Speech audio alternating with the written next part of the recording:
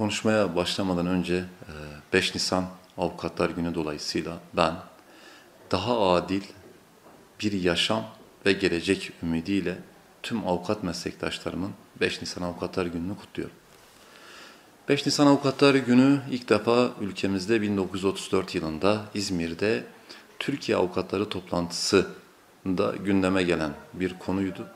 1958 yılında yine İzmir'de yapılan toplantıda 5 Nisan gününün Avukatlar Günü olarak kutlanmaya başlanması gündeme gelmişti. Nitekim İstanbul Barosu'nun kuruluş şu da 5 Nisan'a tekabül ediyor. 1878 yılında olması lazım. Ondan kaynaklı ülkemizde her yıl 5 Nisan Türkiye Avukatlar Günü olarak kutlanıyor. Bu vesileyle ben bir daha tüm meslektaşlarımın 5 Nisan Avukatlar Günü'nü kutluyorum. Avukatlık mesleği halen ülkemizde saygın bir meslek, itibarlı bir meslek ama günden güne artan bir sayımız var. Şu an avukatlık mesleğinin önündeki en büyük sorun hızla artan avukat sayısıdır. Peki nasıl bugüne geldik? Neden avukat sayısı hızla artıyor? Bunun en önemli sebebi hızla artan ve kurulan hukuk fakülteleridir. Şu an Türkiye'de 84'e yakın hukuk fakültesi var ve bunlar her yıl mezun veriyorlar. Ben 16 yıldır bu mesleğe başladım.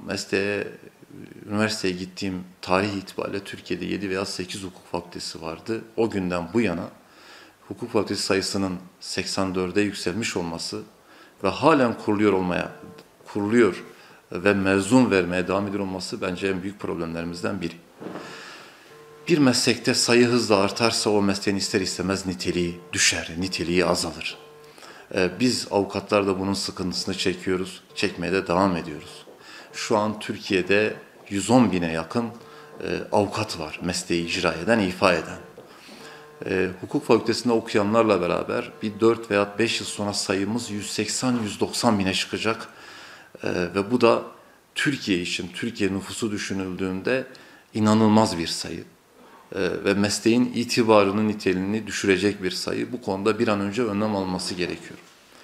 Bu konuda biz baro başkanları, yine Türkiye Barolar Birliği Başkanımız, Adalet Bakanlığı ile görüşmelerimiz devam ediyor. Bakan Bey'le de birkaç defa bu konuları görüştük.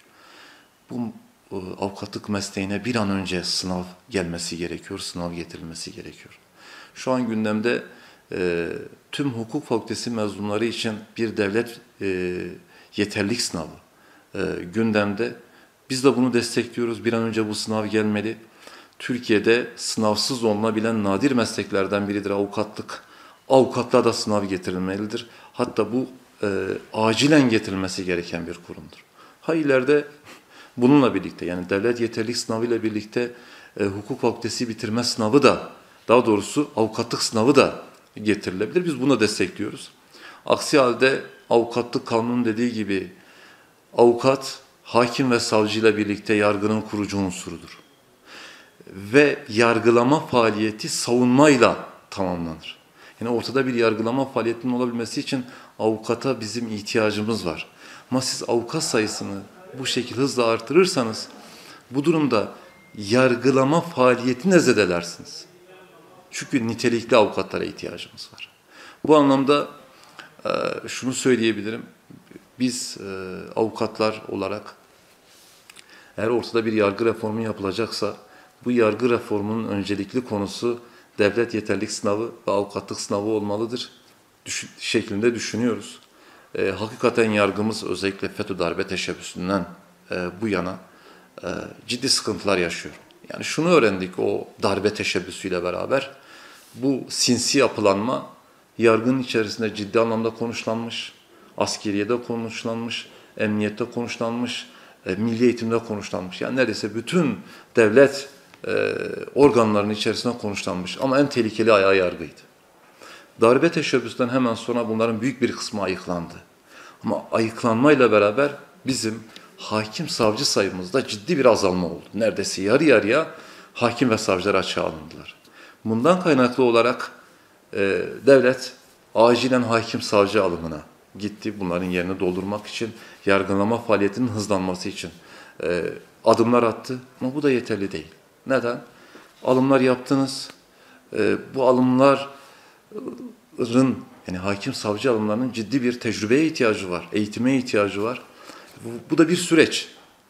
Yani bir zamanını kapsıyor. Hala hakim ve savcı sayımız anlamında yeterli bir sayıya sahip değiliz. Yine tecrübe anlamında ciddi bir tecrübe eksikliği var. Bunun yanında hızla artan avukat sayısı ister istemez yargıda bir durağanlık, bir aksama yarattı. Artık mahkemeler ve yargılamalar halen uzamaya devam ediyor. İnşallah bu süreci atlatacağız, hep beraber atlatacağız. Yargının olmazsa olmazı tarafsız ve bağımsız yargıdır. Bunun için de bir yargı reformuna ihtiyacımız var. Yargı reformu HSYK'nın yapısını içermeli. Hakim ve savcılarımızın teminatları artırılmalı. Bağımsızlık ve tarafsızlığı için. Yine avukatlığa sınav getirilmeli. Böylelikle uzun vadede Türkiye'de bir an önce yapılması gereken yargı reformunun çok ciddi anlamda işe yarayacağını düşünüyorum. Adalet mülkün temelidir. Adalet için olmazsa olmaz bağımsız ve tarafsız yargıdır. Ve bunun için de yargı reformuna ihtiyacımız var.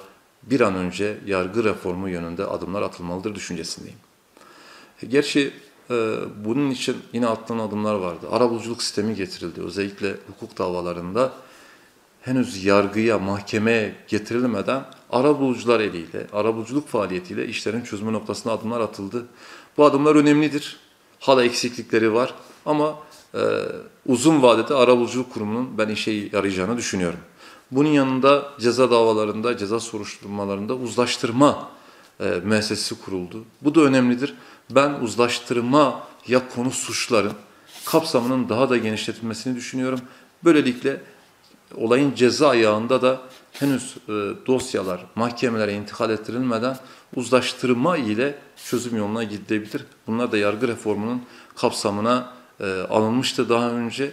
Buna bir takım şu an uygulamadaki eksikleri gidererek de yargı reformu içerisine dahil edilebilir şeklinde düşünüyorum.